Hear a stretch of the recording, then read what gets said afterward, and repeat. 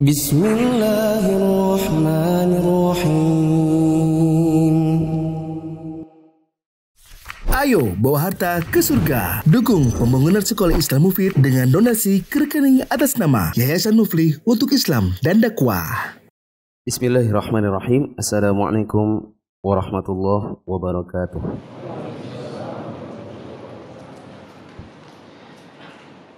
Alhamdulillahirabbil alamin wassalatu wassalamu ala asyrafil anbiya'i wal mursalin wa ala alihi wa ashabihi ajma'in. Teman-teman sekalian yang dirahmati Allah, kita bersyukur kepada Allah pada hari ini kita bisa kembali melanjutkan kajian mulia dengan manhaj salaf. Teman-teman yang dirahmati Allah, saya ada wacana, tapi ini masih wacana ya. Kemungkinan kajian manhaj salaf saya tambah jadwalnya. Siapa tahu bisa selesai buku ini sebelum Ramadan. Ini masih lumayan banyak. Kebetulan kan saya nggak punya kajian hari Kamis dan Jumat. Jadi saya lagi ada wacana, bagaimana kalau Kamis, Jumat, Sabtu 3 hari? Hah? Mantap. Ayo, kayak kopi. Jadi ini kan sudah tanggal 6. Terus tanggal 11, 12, 13, 18, 19, 20, 25, 26, 27, 1, 2, 3. Sudah berapa tuh? 3 kali 4, 12 pertemuan. Karena kita nggak lama lagi insya Allah Ramadan. Semoga Allah menyampaikan kita di bulan Ramadan. Target saya harap ini bisa selesai sebelum bulan Ramadan. Jadi ba'da Ramadan, bila Allah mudahkan, kita sudah punya buku baru lagi. Ya, nanti teman-teman bisa lihat di pengumuman-pengumuman. Kalau ada yang tidak bisa mengikuti Kamis Jumat misalnya karena sudah punya jadwal lain, berarti silakan menyimak online-nya. Yang penting saya jalan Kamis Jumat Sabtu supaya hari-hari saya juga tidak kosong dan target selesai buku. Gitu. Kemudian wacana yang kedua, tapi belum fix. Rencananya di hari kajian-kajian saya seperti di bandara, di BDI, dan di MIAH ini, kita mau bikin program khusus untuk anak-anak supaya jadi solusi anak-anak yang konon kata ibu-ibu selalu membuat keributan-keributan yang tidak bisa dikendalikan. Ya, berarti harus ada satu kegiatan buat anak-anak yang membuat mereka tenang. Kata istri saya, yang paling bagus adalah dikasih kertas putih, mereka membawa entah pensil, entah pulpen, atau entah pensil warna. Bukan mewarnai, bukan. Tapi kertas putih. Terus mereka kerjakan apapun yang mereka suka. Nanti kemudian, misalnya setelah 1 bulan, dilihat hasil karyanya yang menurut para muallimat bagus, maka dia dapat hadiah. Ya, ini supaya jadi solusi agar anak-anak tidak berlari-lari. Jadi ke depan, mohon kepada teman-teman yang membawa anak-anak agar bisa membawa anak bersama peralatan menulis mereka. Entah pensil biasa, entah pena, atau malah pensil warna. Untuk kertas nanti kita yang sediakan. Bukan bawa sendiri. Oke. Bab 9 halaman 368 di cetakan lama, di cetakan yang lain 375, di cetakan yang agak baru 395. Cetakannya macam-macam, punya saya 368, berarti punya saya yang paling lama. Maklum ini sudah hancur-hancur ya. Kata penulis bab 9 ciri-ciri dakwah hizbiyah dan sururiyah. Dilihat di catatan kaki 561, bahasan ini dinukil dari Majmu' Fatawa Syekhul Islam Ibnu Taimiyah, Hukmul Intima karya Syekh Bakar bin Abi Zaid, Al-Ajwibah Al-Mufidah karya Syekh Shalih Al-Fauzan, Ru'yah Waqi'iyah fil Manahij Ad-Da'wiyah karya Syekh Ali Hasan, dan lain-lain.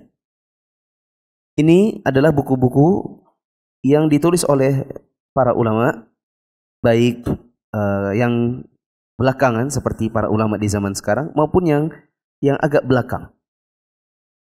Dikarenakan melihat bagaimana dakwah di zaman sekarang dikembangkan dengan metode ormas atau dikembangkan dengan metode kepartaian. Teman-teman perhatikan dulu. Di zaman Nabi SAW orang itu tidak pusing. Anda Islam atau Anda kafir, selesai. Ketika Nabi SAW wafat, mulai muncul bid'ah. Ketika muncul bid'ah, maka para sahabat mulai melihat adanya potensi perpecahan-perpecahan dan orang membuat sesuatu yang baru yang tidak pernah diajarkan oleh Nabi SAW. Maka mereka bertanya, kalian ini beragama dengan cara siapa? Cara sahabat atau cara kalian sendiri? Karena kami para sahabat tidak pernah diajarkan Nabi di zaman Nabi beliau masih hidup seperti yang kalian lakukan ini.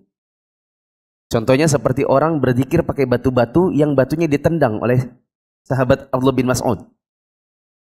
Ya, Abdullah bin Mas'ud mengatakan, apa yang kalian perbuat ini? Nabi belum lama wafat, istri-istri Nabi masih hidup. Gerabah atau barang pecah belahnya Nabi masih utuh. Pakaian Nabi belum usang, alias Nabi belum lama wafat. Kok kalian membuat perkara baru yang kami tidak pernah diajarkan Nabi di zaman beliau masih hidup?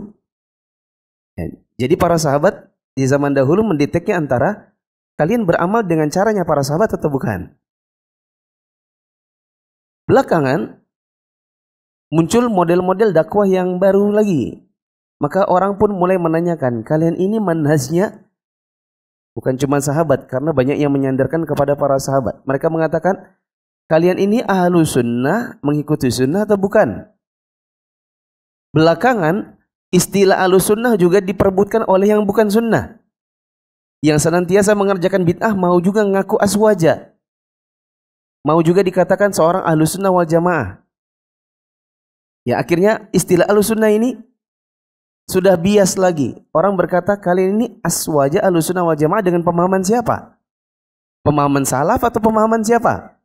Muncul istilah salafiyah. Kalian ini bermanhaj salaf atau bukan salaf? Manhaj kalian ini seperti apa? Menjalankan agama ini modelnya siapa? Belakangan ternyata dakwah salaf ini pun ikut-ikut diperebutkan karena banyak orang di zaman sekarang yang melihat, oh dakwah salaf itu berkembang. Supaya kita juga berkembang, kita ikut juga dakwah-dakwah ngaku-ngaku manhaj salaf. Maka saya dapati ada orang di Jakarta beberapa tahun yang lalu pendukung ISIS, sekalipun dia tidak mau mengaku, tapi bikin daurah manhaj salaf. Unik kan? Ada orang dukung ISIS, tapi ngaku apa? Bermanhaj salaf. Maka muncullah dakwah model baru namanya dakwah hizbiyah sururiyah, yaitu orang yang mau beragama, kata mereka akidah kami akidahnya salafi. Tapi kalau pergerakan dakwah, nah kami ikut harokah. Kami ini ada partainya, kami ini ada ormasnya. Ini yang dimaksud oleh penulis di bab 9. Adanya dakwah dikembangkan dengan metode kepartaian dan ormas, meskipun mereka juga ingin dinisbatkan sebagai seorang ahlu sunnah atau bahkan salafiyah. Kata penulis, ada sebagian kelompok yang menisbatkan diri mereka kepada ahlu sunnah. Padahal hakikatnya mereka ini ahlul bid'ah. Ada juga yang menisbatkan diri malah pada salafiyah. Tapi hakikatnya mereka itu hanya hizbiyun atau harukiyun, bukan salafi. Boleh dicatat dekat situ, hizbiyun atau harukiyun itu maksudnya orang-orang pergerakan. Pergerakan diantaranya kepartaian, keormasan. Di antara yang terkenal adalah Ikhwanul Muslimin. Ikhwanul Muslimin, teman-teman melihat bagaimana kiprahnya ada di bagian-bagian belakang. Buku ini kan nanti akan memuat bagian belakangnya tentang aliran-aliran yang menyimpang. Nanti bagian-bagian belakang teman-teman akan dapati Ikhwanul Muslimin. Ikhwanul Muslimin pada dasarnya mereka ingin menegakkan negara Islam. Mereka pada dasarnya dahulu satu. Kemudian dengan berkembangnya pemikiran, berkembangnya perpolitikan dunia, berkembangnya negara-negara kaum muslimin, mereka akhirnya pecah. Ada yang mau menegakkan syariat Islam tapi anti demokrasi. Ada yang mengatakan kita mau menegakkan negara Islam dengan demokrasi tapi cuma sebagai kendaraannya saja. Jadi ikut demokrasi sebagai kendaraan untuk menegakkan negara Islam. Tapi sama tujuannya, cuman yang ini anti demokrasi, yang ini ikut demokrasi. Ikhwan muslimin yang anti demokrasi mengkafirkan yang nyemplung di demokrasi. Makanya ini nanti muncul dalam bentuk pengeboman-pengeboman, metode jihadi, memerangi Amerika, meskipun cabangnya di Indonesia, hotel-hotelnya dibom, kemudian gereja dibom dan lain-lain. Arahnya ke sini. Arah yang kedua, yang ingin menegakkan negara Islam tapi dengan jalur demokrasi, mereka bentuk kepartaian. Muncullah di Indonesia namanya partai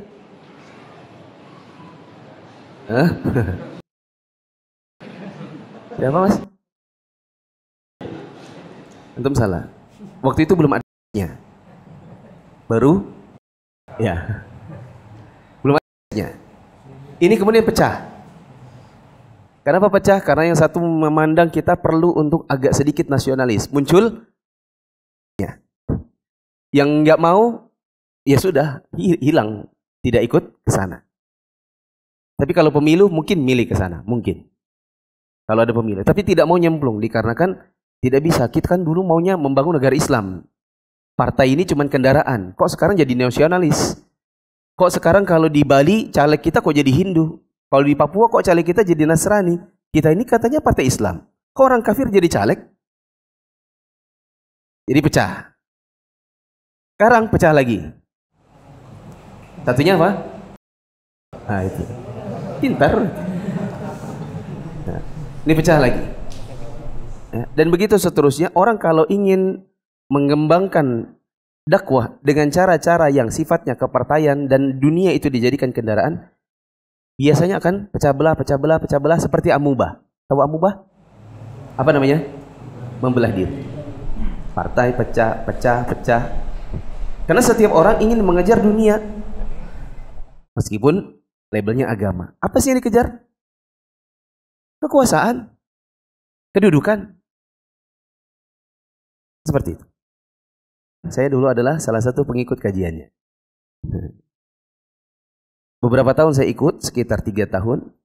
Start dari 2004 sampai 2006. Lama-lama saya akhirnya, kalau bahasa orang Balikpapan itu muyak juga.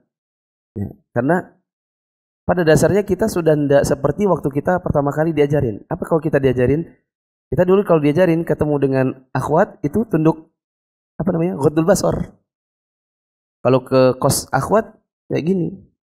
Nggak mau lihat perempuan. Kalau sekarang kok calegnya jadi nampang di sini, nampang di sana. Yang biasanya kita tunduk pandangan tidak mau lihat perempuan, malah dicetak. Kok malah jadi terpampang? Kok malah kita disuruh lihat? Lama-kelamaan saya mulai buka lagi catatan-catatan dari 2004. Kok aku ini kayak nggak dapat apa-apa ya? Justru yang ikut yang salafi yang selama ini aku nggak suka itu.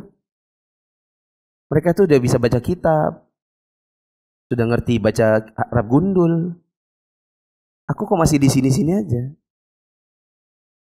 Kini lama-lama, kayaknya harus mulai berpikir. Sampai ada satu timing. Nah ini udah saya ceritain panjang lebar. Tapi intinya akhirnya saya ganti kajian. Yang tadinya benci, jadi ciri-ciri kelompok golongan hizbiyun atau harokiyin yang ada di tengah kaum muslimin adalah sebagai berikut. 1. Berkelompok, berkoalisi, membuat ormas, front, forum yang memiliki aturan tanzim dan undang-undang yang mengikat seluruh anggotanya dengan baiat atau dengan al-wala wal bara atau memberikan loyalitas dan berlepas diri terhadap kelompok tersebut. Teman-teman jangan terburu-buru untuk menyimpulkan segala sesuatu yang kita dapatkan di zaman sekarang sebelum memperhatikan kata-kata memiliki aturan tanzim dan undang-undang yang mengikat anggotanya. Boleh dikasih catatan dekat situ? Sehingga meskipun aturan atau tanzim yang mengikat anggotanya bertentangan dengan Al-Quran dan Sunnah, maka yang dibela apa? Aturan tersebut. meskipun bertentangan dengan Al-Quran dan Sunnah, kalau itu adalah sebuah keputusan ormas, keputusan front, keputusan partai, maka itu yang diambil. Biasanya nanti cara untuk membelanya, untuk ngeles dari Al-Quran dan Sunnah itu mereka katakan, ini kan beda pendapat.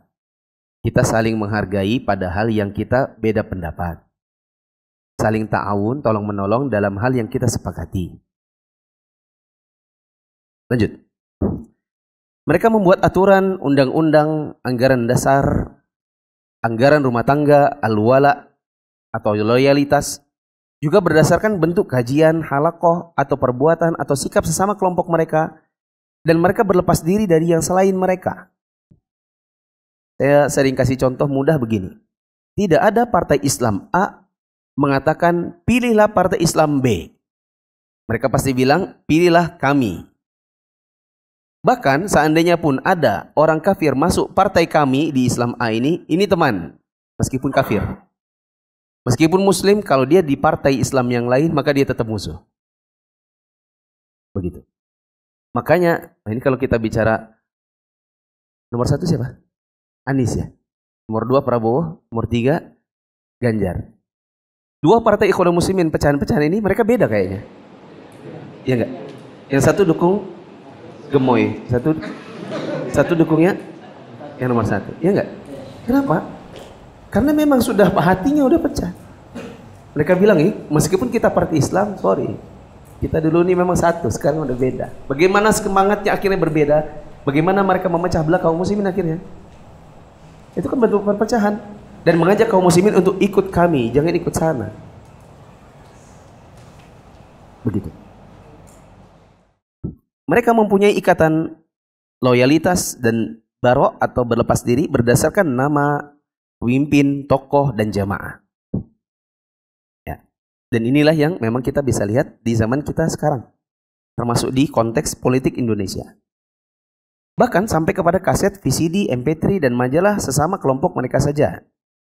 Mereka membuat peraturan yang tidak tertulis bahwa tidak boleh mendengarkan kajian dengan kaset, VCD, MP3 dari ustadz-ustadz yang selain mereka, yang selain ustadz-ustadz kelompoknya saja. Demikian pula tidak boleh membaca buku-buku majalah atau buletin yang melainkan dari kelompoknya saja.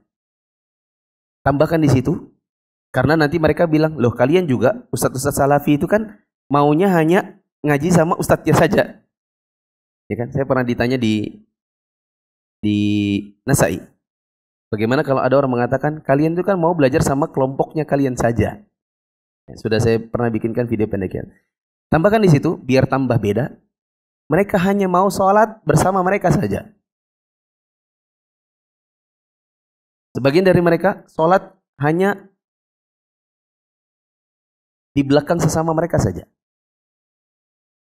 Maka contoh dari ini adalah Islam Jamaah. Yang di Indonesia namanya siapa mantannya? Ada? Dulu waktu kajian manhaj salaf di Nasai hari Rabu itu ada segerombolan orang lah. Kita kira-kira jumlahnya mungkin 20-an orang. Nanti kalau mereka sudah selesai kajian, mereka ngumpul di luar. Lama-lama saya tertarik juga, saya datangi. Ini siapa? Kenalkan. Oh, orang-orang murtad dari mereka dianggap murtad karena keluar dari ormas itu. L bintang-bintang-bintang. Nah. Mereka mengangkat beberapa orang sebagai pemimpin mereka.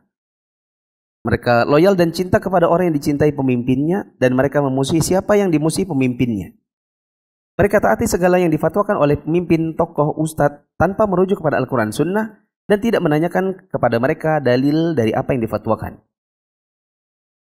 Waktu zaman COVID, saya pernah bikin podcast di atas itu. Di atasnya pabrik roti Sabrina. Qadarullah, kita nggak jadi tayangkan. Gara-gara suara gendang-gendang dan dangdut di sebelah-sebelah sana itu nggak bisa hilang dari videonya. Sudah bikin noise reduce, supaya nggak ada noise, nggak bisa. Kata Mas Ian, pilihannya hanya tayang tapi dangdutnya nyala, atau nggak tayang. Akhirnya saya pilih, ya sudah saya tayang. Mereka buka-bukaan bagaimana mereka dianggap murtad karena keluar dari kelompoknya, bagaimana keluarnya di teror, di WA, ya karena keluar dari kelompoknya. Kemudian bagaimana pokoknya ditakut-takuti. Kemudian bagaimana mereka sama-sama rame-rame pergi ke Batu Ampar karena ada masjidnya di situ. Mereka bikin prank, ayo kita masuk masjidnya, kita sholat di situ, kita bikin soft pertama kita semua. Ya, dan pura-pura mau maju gitu. Hingga mereka, kalau kelabakan karena ini para orang-orang murtad ini sudah mengisi soft pertama. Teman-teman paham ya maksud saya murtad ini bukan murtad beneran ya? Ya, murtad dari ormas maksudnya. Tapi mereka dianggap murtad. Makanya kalau mereka maju, mendingan mereka nunggu di sana. Karena mereka menganggap tidak sah, karena tidak berbaiat kepada kelompoknya. Saya pernah, waktu saya masih PNS, ini teman-teman mungkin banyak yang sudah tahu, waktu kajian masih di Nasai saya ceritakan. Waktu saya masih PNS, di antara program kami bikin sebuah pelatihan. Hari pertama, begitu saya mulai masuk ke ruangan training, saya lihat yang kami undang ini ternyata kayak sudah akrab. Kayak sudah akrab, padahal hari pertama. Ya. Kemudian hari kedua, hari ketiga, lama-lama saya baru tahu ternyata dari ormas itu. Oh ini yang katanya kalau kita ke masjidnya dipel itu. Ya. Apa namanya? Ya. Lama-lama, oh ini kayaknya saya pengen ngebuktikan gitu yang kata orang. Jadi setiap sholat, datang waktu sholat zuhur, kan kita punya musola. Saya bilang, ayo teman-teman, silakan sholat terlebih dahulu untuk laki-laki karena tidak bisa bercampur dengan perempuan karena musola tidak terlalu besar. Silakan laki-laki dulu, yang perempuan silakan makan. Nanti kalau sudah laki-laki yang makan, perempuan sholat. Jadi saya ngajak begitu, hari pertama, hari kedua, nggak ada yang mau ngikut. Nanti mereka bilang, iya duluan aja, duluan aja. Hari berikutnya saya tes lagi, nggak ada yang mau ya. Oh, berarti ini mulai kelihatan nih. Mereka tidak mau kalau sholat gabung dengan atau yang ngimami saya, kan saya yang punya kantor soalnya. Saya yang pakai baju PNS, baju coklat. Hari-hari berikutnya saya persilakan, ayo teman-teman silakan kalau ada yang mau sholat, saya mau makan dulu. Ya, mereka mulai sholat. Tapi saya prank, saya cepat-cepat dulu. Begitu mereka sudah siap, saya mau maju. Gitu. Saya mau jadi imam. Karena saya bukan kalau kita ini orang tidak ngerti baca Quran, mau maju itu kecelakaan. Sama juga kecelakaan kita yang bisa baca Quran, terus kita mempersilahkan orang yang tidak ngerti baca Quran, itu juga kecelakaan juga. Saya mau maju. Mereka kayak mundur. Ya. Nah, saya nggak tahu apa yang terjadi di belakang, karena saya intinya mengimami. Cuma katanya imam masjid yang tahu kan, Somber, apa namanya itu? Oh, Nasai juga ya. Nasai Somber, dia bilang itu Ustadz, mereka kalaupun Ustadz jadi imamnya dan mereka di belakang, itu nanti di antara mereka ada yang maju sedikit. Jadi di belakangnya Ustadz ada imam lagi. Jadi ini bukan satu soft di belakangnya Ustadz. Di antara soft ini satu maju dan meniatkan dia yang jadi imam. Ustadz di depan itu kayak sholat sendirian bagi mereka. Oh gitu. Ya. Besok-besoknya kalau silakan maju. Saya mulai kenal satu. Oh ini pimpinan pesantren di Gunung Guntur. Tahu namanya? Nah, siapa? Kok tahu semua ya? Pengikut ya? Hah? Peneliti. Ya, oh ini orang pesantren. Oh silakan. Kalau dia yang mau jadi imam, baru mereka mau gabung sama-sama. Saya yang dijadikan makmum. Maka ini tadi catatannya. Di antara bentuk hizbiyah sururiyah ini adalah tidak mau sholat kalau bukan imamnya dari kelompoknya sendiri. Dan ini kesesatan. Bahkan di antara para ulama kita, seperti Syekhul Islam Ibnu Taimiyah mengatakan, apabila seseorang mundur dari imam yang merupakan ahli bid'ah, selama bid'ahnya bukan mukaffirah, maka itu bid'ah itu sendiri. Selama bid'ahnya bukan yang mengkafirkan pelakunya, anggap saja misalnya bid'ah dalam sholawat. Dia maju sebagai imam. Kita mundur karena kita nggak mau jadi makmumnya, maka kita sendiri mengerjakan bid'ah baru. Yaitu tidak mau sholat bersama orang yang menurut kita punya penyimpangan. Karena di zaman dahulu, sebagian sahabat Nabi mereka jadi makmumnya orang yang menyimpang sekalipun. Selama penyimpangannya bukan yang mengkafirkan pelakunya. Syekhul Islam Ibnu Taimiyah rahimahullah mengatakan, barang siapa mengangkat seorang pemimpin, lalu ia cintai dan ia musuhi menurut persetujuannya, dalam perkataan dan perbuatannya, maka orang ini termasuk yang memecah belah agama dan menjadikan kaum muslimin bergolong-golongan. Kalau di zaman sekarang, kalau mau nikah harus persetujuan murabbinya. Bahkan meskipun orang tuanya setuju, kalau murabbinya atau ustadznya tidak setuju, tidak jadi kawin. Atau hanya boleh kawin apabila satu ormasnya. Ya. Beliau rahimahullah juga mengatakan tidak boleh seorang pun dari umat Islam mengangkat seseorang sebagai pemimpin atau tokoh yang ia mengajak kepada kelompok atau torikotnya. Ia wala memberikan loyalitas dan memusuhi atas nama kelompoknya bukan kepada Nabi SAW.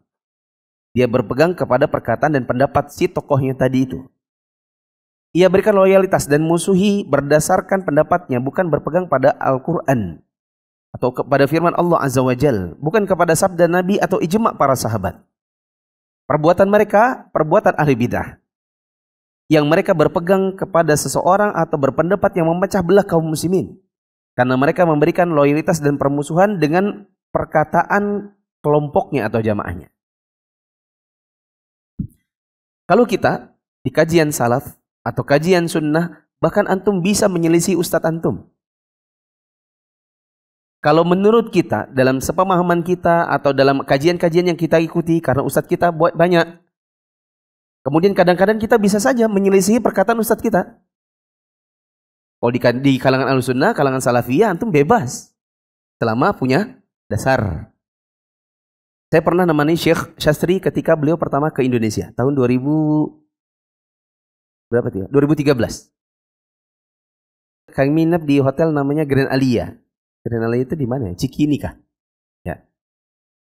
Waktu sholat subuh saya ketinggalan. Setelah selesai sholat subuh, Syekh ngimami, Syekh berbalik, beliau dapati saya berdiri sendirian di soft. Ya, karena saya sudah mencoba untuk menggeser yang soft yang ada ini, saya geser ke kanan, ke kanan, ke kanan, ke kanan, ke kanan, ke kanan. Mentok di kiri, tetap saja nggak cukup buat badan saya. Maka saya terpaksa sholat di belakang, sendirian. Yang saya pahami, kalau saya tarik orang dari depan ke belakang buat temani saya, maka saya memundurkan orang dari soft yang utama menjadi tidak utama. Maka yang saya yakini adalah mendingan sholat sendiri di belakang daripada narik orang ke belakang. Lagi pula, saya sudah mencoba untuk mencari celah tapi tidak dapat. Maka pendapat yang saya ikuti adalah sah sholat di belakang soft sendirian bila memang tak punya tempat. Selesai saya salam, Syekh Syastri panggil, Muflisin, ulangi lagi sholatmu. Kenapa Syekh? Kamu sholat di belakang sendirian. Oh, tapi saya mengikuti pendapat ulama yang mengatakan bahwa sah sholat sendirian di belakang bila memang tak ada tempat. Tadi saya sudah geser orang tapi nggak ada tempat Syekh. Oh ya sudah. Saya selisih Syekh Syastri, guru saya sendiri. Kenapa? Ini manhaj salaf. Apa yang mengikuti dalil, apa yang kita yakinin kaidah, itu yang kita jalankan. Kita tidak dipaksa untuk mengikuti perkataan seorang ustadz. Kita tidak dipaksa untuk mengikuti apapun katanya orang. Ini baru beragama yang nyaman. Yang penting punya apa tadi? Punya dasar.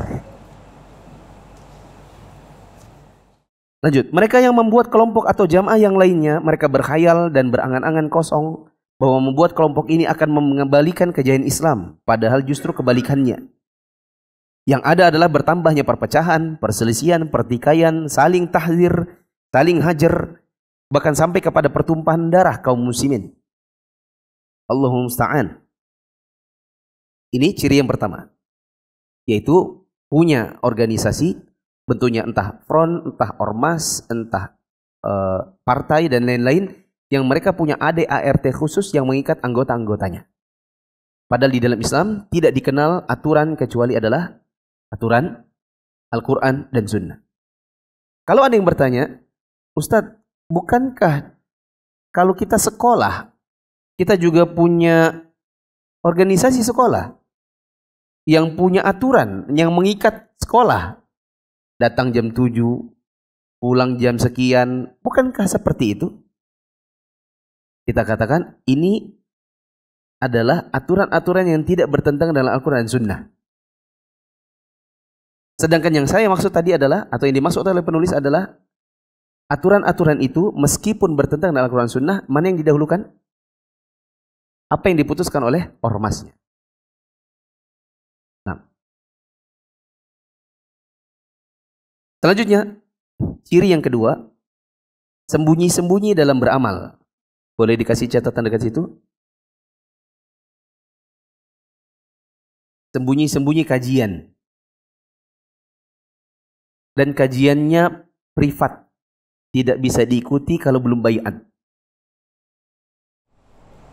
Antum ikut kajian ini, ada izinnya enggak?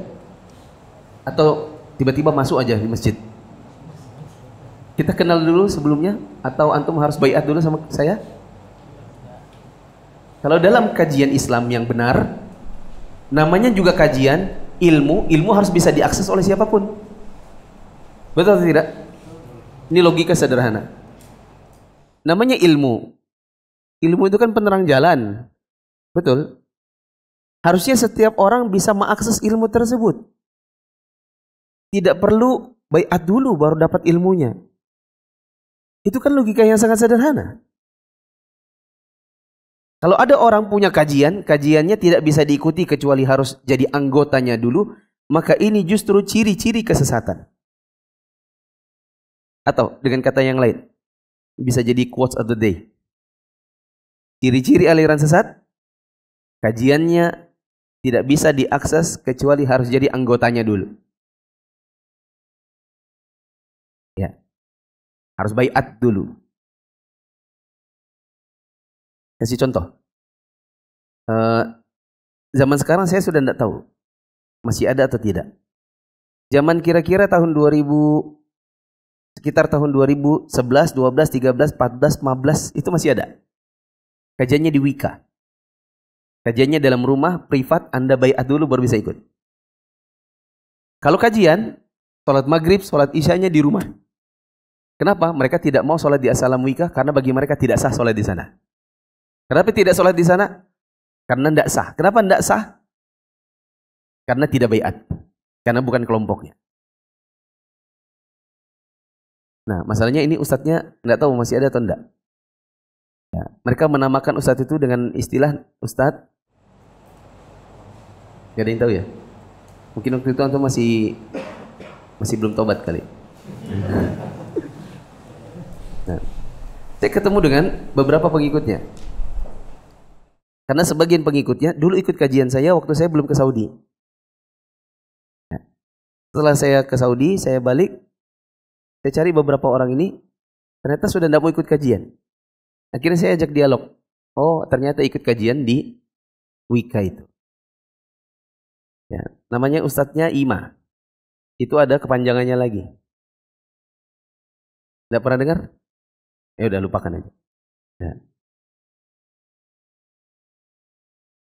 Oke, saya ceritain agak vulgar dikit. Waktu saya belum ke Saudi, saya rutin ngisi di pengajian ibu-ibu Aisyah. Karena mama saya dulu pimpinan daerah Aisyah di Karangrejo. Waktu saya pulang dari Saudi, sudah lulus, saya dapati pengajian ini kok sepertinya bubar. Saya mulai tanya. Katanya beberapa orang ikut kajiannya Ustadz Ima. Siapa yang ngajak, Mak? Katanya Ibu Fulana. Ada nomornya, saya cari nomornya. Saya WA, saya mau ketemu. Katanya Ibu ikut kajian Ustadz Ima sekarang. Oh iya. Dan katanya Ibu ngajak-ngajak orang. Akhirnya kami ketemu. Beliau duduk di dalam ruangan, saya di ruang tamu. Saya hadap sana, ibunya hadap sana di balik dinding. Ya. Dialog sesaat, intinya dia bilang, pokoknya kami sekarang kajiannya ini. Karena bagi kami inilah pejuang umat.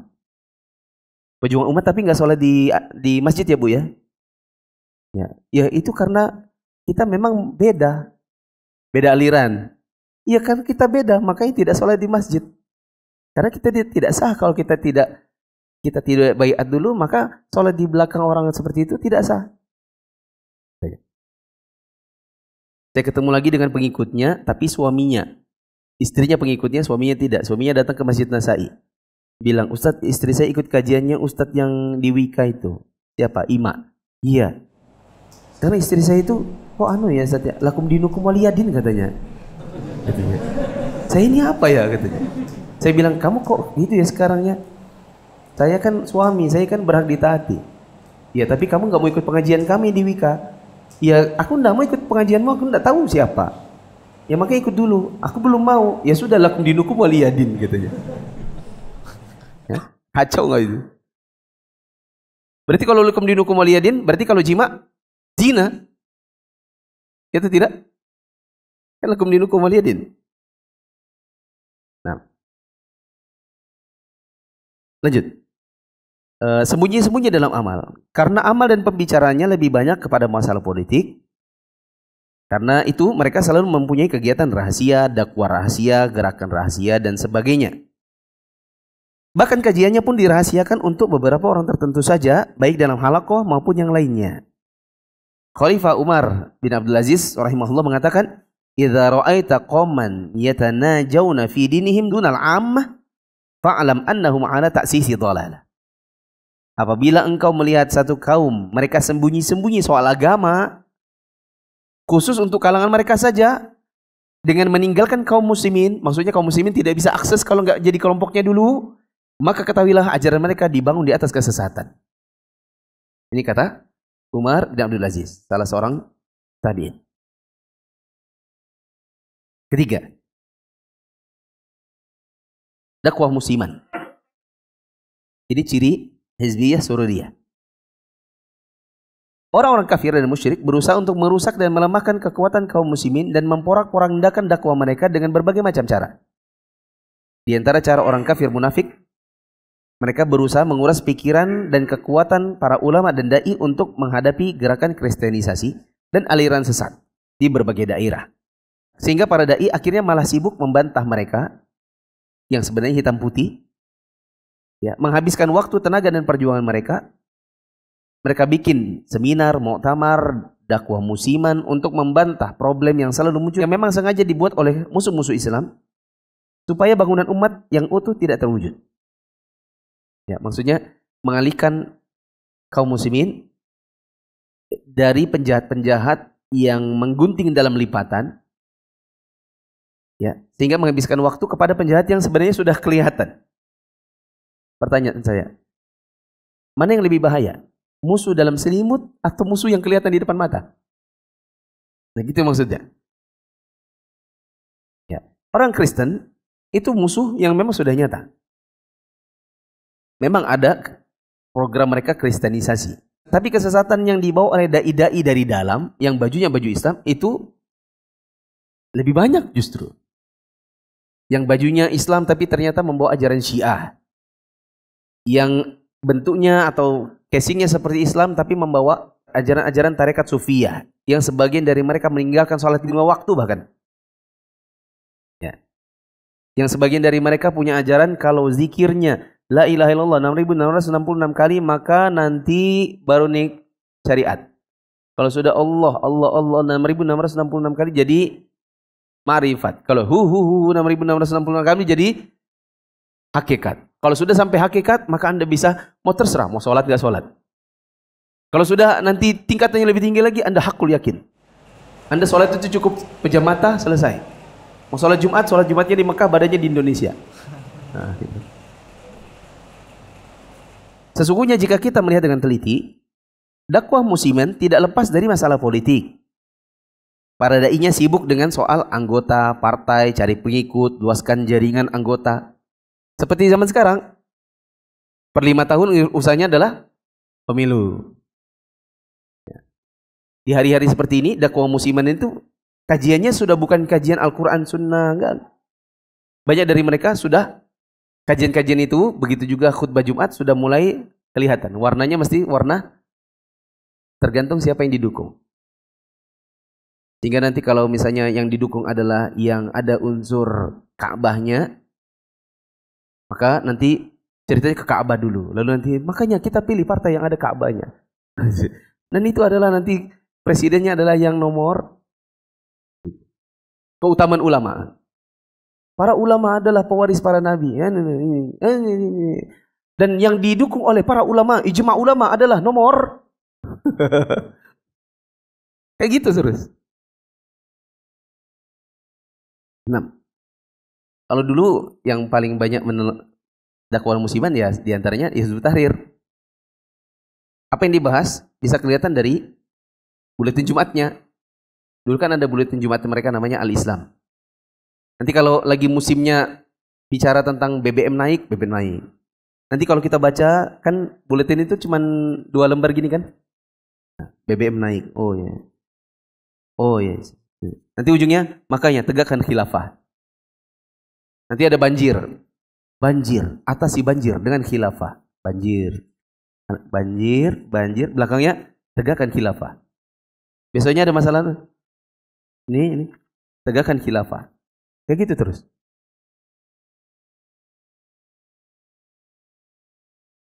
Terus karena itu mereka melakukan dakwah musiman, musim partai, musim pemilu, musim baksos, musim maulid, musim perayaan. Ya. Sehingga dakwahnya kosong dari penjelasan Al-Quran dan Sunnah yang sahihah. Bahkan mereka membawakan ayat-ayat hanya untuk mendukung kelompoknya, ditafsirkan dengan ro'yu atau pendapat pribadinya, terkadang muqaddimahnya dengan ayat-ayat Al-Quran. Setelah itu tidak jelas arah pembicaraannya masuk ke politik dan lainnya. Sampai kita bertanya, ini mau dibawa kemana umat ini? Ya. Kata penulis, kepada para da'i musiman, apakah tidak sebaiknya kita pikir dulu, pikir lagi, renungi lagi. Bertahun-tahun kita ini mendidik umat ini dengan cara apa? Jangan seperti orang yang punya anak masih kecil-kecil, tidak punya tempat tinggal, tapi sibuk mikirkan bagaimana rumah tidak dicuri. Padahal nggak punya rumah. Ya, padahal belum punya rumah, anak pun tidak diurus. Akhirnya sibuk dengan sesuatu yang tidak jelas. Umat itu terbengkalai. Lanjut. Ciri yang keempat, sibuk dengan masalah politik. Sesungguhnya merupakan satu aksioma bagi setiap orang yang berakal bahwa kekuatan musuh bagaimanapun hebatnya tidak akan dapat mengalahkan umat Islam. Kenapa? Karena umat Islam itu baru kalahnya dari dalam. Allah Ta'ala berfirman, Innallaha la yughayyiru ma biqaumin hatta yughayyiru ma bi anfusihim. Sesungguhnya Allah tidak mengubah keadaan suatu kaum sampai mereka yang mengubah keadaan diri mereka sendiri. Rasulullah SAW bersabda,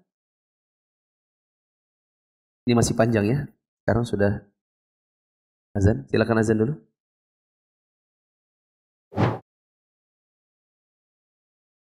Allahu Akbar, Allahu Akbar, Allahu Akbar, Allahu Akbar. Asyhadu an la ilaha illallah.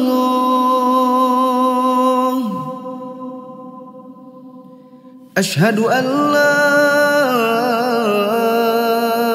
ilaha illallah.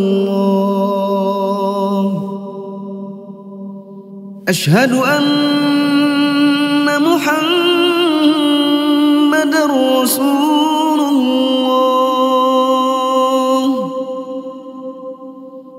Asyhadu Muhammadar Rasulullah.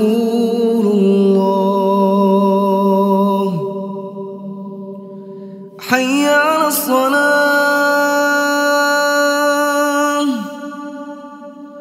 hayya 'alas salah,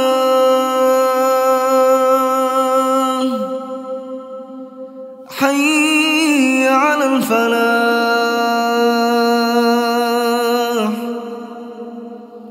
حي الفلاح الله أكبر الله أكبر لا إله إلا الله.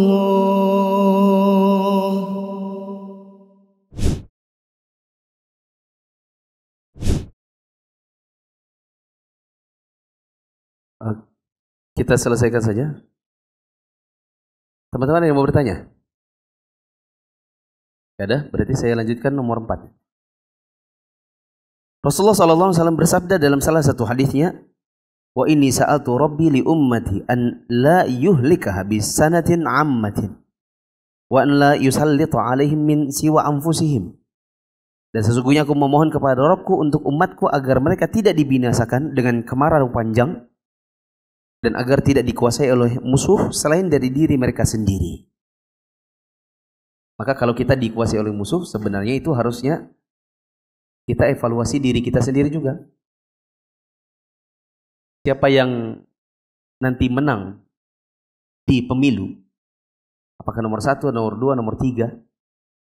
Intinya, kalau kita merasa bahwa ini adalah pemimpin yang jelek, maka yakinlah bahwa itu sebenarnya adalah perwakilan kita, atau itu adalah cerminan bagaimana rakyatnya. Kata para ulama, kama takunu yuwalla alaikum. Sebagaimana kalian, begitu juga nanti orang yang akan menjadi pemimpin kalian. Jadi tidak usah ngamuk-ngamuk tentang siapa yang naik, karena itu sebenarnya Allah pilihkan sebagai cerminan rakyatnya. Kalau dibilang ini pemimpinnya koruptor, ya memang mungkin rakyat juga sama. Siapa yang kalau sekarang ambil SIM masih bayar sama polisinya biar cepat, sogok dulu polisinya? Siapa? Banyak kan? Kan cerminan. Kitanya juga memang menciptakan koruptornya. Alhamdulillah saya punya 2 admin baru lulus SIM C. Berapa kali untuk putar angka 8 ya? Jadi apa bikin apa? Ya gitulah ya. Yang di Indonesia ini sebenarnya nggak ada jalanan begitu, ya kan? Dicoba 5 kali. Kenapa? Padahal sudah ditawarin mau jalan cepat. Enggak. Kalau memang itu akhirnya ujungnya nanti setelah beberapa kali latihan ternyata bisa, ya sudah coba sampai bisa. Kalaupun tidak bisa, katanya Pak polisinya nanti juga akan diluluskan, ya kan? Setelah berapa kali gagal? 7 kali, 6 atau 7. Ya udah, daripada bayar, kitanya nyuap, menciptakan koruptor, kitanya juga sama aja. Kan Nabi SAW mengatakan la'anur rashi wal murtashi. Allah melaknat yang nyuap, yang disuap. Dua-duanya sama saja. Maka kita ini kalau mau ambil SIM, ya tes saja. Sampai kapan? Sampai lulus atau diluluskan. Tidak usah bayar. Karena kalau enggak, kita akan punya pemimpin yang kayak kita itu. Ngomong-ngomong, insya Allah tanggal 21 Januari, itu hari apa ya? Hari Ahad.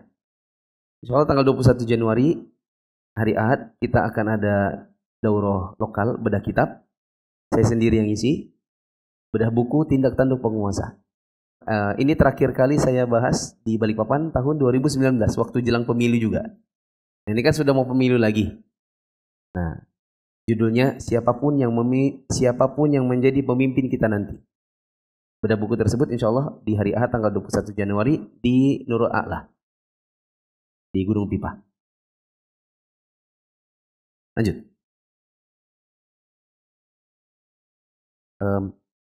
Doa Nabi SAW ini dikabulkan. Dan satu tidak dikabulkan, yaitu akan terjadi pertumpahan darah dan saling menawan di antara kaum muslimin. Sesungguhnya bertindak sewenang-wenang dengan emosi, sibuk politik, meninggalkan syariat dan hikmah dalam menyelesaikan problem umat tidak akan merubah realita umat dan tidak akan memperbaiki keadaan mereka yang buruk. Ada sebagian dai yang sibuk politik, sibuk bikin ormas, sibuknya bikin partai, dan menghadapi situasi politik karena sudah dekat pemilu. Ini kok panas banget gitu ya, kita pas bahas ini, pas juga memang masanya.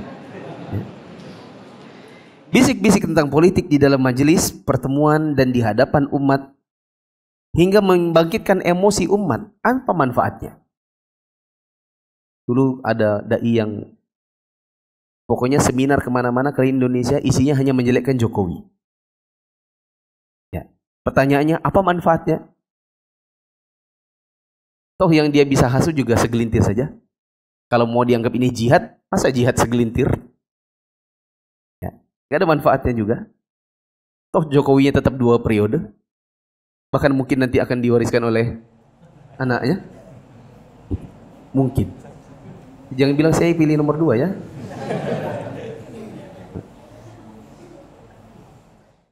Apakah menyentuh perasaan umat agar timbul emosi dan amarah dengan kondisi politik yang ada? Ada manfaatnya? Apakah umat ini hendak dihasung untuk jihad fisabilillah? Apakah dihasung untuk berontak kepada penguasa? Kalau dikatakan jihad, jihad lawan siapa? Nanti kalau mau diajak jihad, jihad lawan siapa? Di sana polisi, di sini teriak Allahu Akbar, di sana teriak Allahu Akbar juga. Siapa mau bunuh siapa ini? Ya. Apakah sudah siap akidah umat Islam untuk melawan orang kafir? Apakah sudah siap persenjataan? Ya. Maka para dai dan umat Islam jangan konyol. Kondisi umat ini lemah. Kita wajib sabar dan tidak boleh memberontak kepada penguasa karena akan menimbulkan pertumpahan darah. Allah mengatakan, wa in tasbiru wa tattaqu la yadurrukum kaiduhum syai'a. Jika kamu bersabar dan bertakwa, tipu daya mereka tidak akan menyusahkan kalian sedikit pun. Maka kepada para dai yang sibuk dengan politik, hendaklah merenung. Politik yang ada ini makar orang kafir. Apakah ada sesuatu yang baru dari rencana orang-orang kafir atau sama saja seperti dahulu? Kalau katanya Soeharto, enak zamanku toh? Ya. Sesungguhnya makar orang-orang kafir sejak dahulu sampai sekarang sama saja tidak berubah. Ada di surat Al-Baqarah 120, di Al-Imran 118, di Al-Maidah 51, di Al-Maidah 57. Ya. Dan itu intinya adalah bahwa orang-orang kafir ini memang ingin menyibukkan kita dalam politik-politik dan menyibukkan kita agar kita menjadi lemah. Nah, langsung ke Syekh Al-Albani. Syekh Al-Albani rahimahullah memberikan nasihat kepada para dai, minas siyasatil an tarkus siyasah. Termasuk metode berpolitik untuk zaman sekarang adalah meninggalkan politik itu sendiri. Karena kita kalau di zaman sekarang kita masuk politik, insya Allah kita tidak akan merubah. Yang ada kita berubah. Kita yang diubah. Berapa banyak dai-dai yang dulunya misalnya kuliah di Madinah. Waktu di Madinah nggak kenal perempuan. Kalau ketemu perempuan takut. Kalau ketemu perempuan nggak mau salaman. Begitu masuk ke politik salaman. Ada sebagian dai-dai yang S3 bidang akidah. Mau jadi gubernur. Mau jadi anggota dewan. Ya. Akhirnya duduk sama perempuan. Tatap-tatapan. Bersalaman. Bahkan ada ustadz, saya tidak ingat titlenya apa, tapi dia adalah ustadz di Harokah itu. Begitu mau jadi gubernur, kebetulan lawannya perempuan. Nah, karena hanya 2 calon, salaman. Padahal, ustadz yang tadinya bilang ini haram, begitu masuk di politik, berubah dia. Baru mau masuk aja dia sudah berubah, bagaimana dia mau mengubah? Orang yang berakal mestinya tidak sibuk dengan politik yang ada sekarang. Karena politik yang ada ini penuh dengan kebohongan. Penuh penipuan, suap penyuap. Membiarkan kemungkaran, campur aduk kebenaran dan kebatilan. Maka pada akhirnya mereka telah menjauhkan umat dari ilmu syar'i. Menjauhkan umat dari amal soleh. Menjauhkan umat, mengajarkan umat untuk berdusta, berbohong. Menyibukkan umat dengan hal yang sia-sia dan buang waktu. Bahkan mereka berani menjual agama demi politik. Saya katakan, mohon kepada ustadz-ustadz, kepada teman-teman, antum di media sosial, karena itu adalah medianya antum untuk bicara, mohon tidak usah ikut-ikutan share-share nomor 1, 2, 3. Termasuk juga antum mendukung nomor 1, jelekkan nomor 3. Karena antum tidak tahu yang mana yang benar, yang mana yang salah di zaman sekarang. Mereka yang sibuk dengan politik, cobalah mengambil pelajaran dengan melihat bagaimana kondisi negara Mesir tahun 60-70. Kondisi negara Suriah tahun 80. Perhatikan Aljazair tahun 90. Apa yang terjadi? Ini harus nyari di Google dulu. Emang apa ya yang terjadi? Oke, kita ganti negara Mesir yang tahun 2012, 2011. Partainya orang Ikhwanul Muslimin menang pemilu di Mesir, namanya Mursi. Baru berkuasa sebentar, di kudeta oleh yang sekarang jadi presidennya, namanya As-Sisi. Berapa banyak yang waktu itu membela? Ditembak mati, diserbu tank, ditembak pakai api. Kaum muslimin di Maidan Tahrir itu gosong. Ya, kepalanya pecah, ditembak dengan, karena si Asisinya bilang 3 hari tidak bubar, tembak satu-satu. Mereka pikir Asisi ini main-main, takut. Betul-betul 3 hari ditembakin satu-satu. Ya. Di Aljazair yang dimaksud tahun 90 itu adalah Front Islamic de Salut, FIS. Menang sebagai partai pemenangnya pemilu tahun 90-an Aljazair. Begitu menang di kudeta. Ya pokoknya kalau kaum muslimin disibukkan dengan politik, maka habis mereka waktunya tidak beramal, sibuk dengan sesuatu yang sia-sia. Wallahu a'lam bishawab. Subhanakallahumma wa bihamdika asyhadu an la ilaha illa anta astaghfiruka wa atubu ilaik. Wassalamualaikum warahmatullahi wabarakatuh.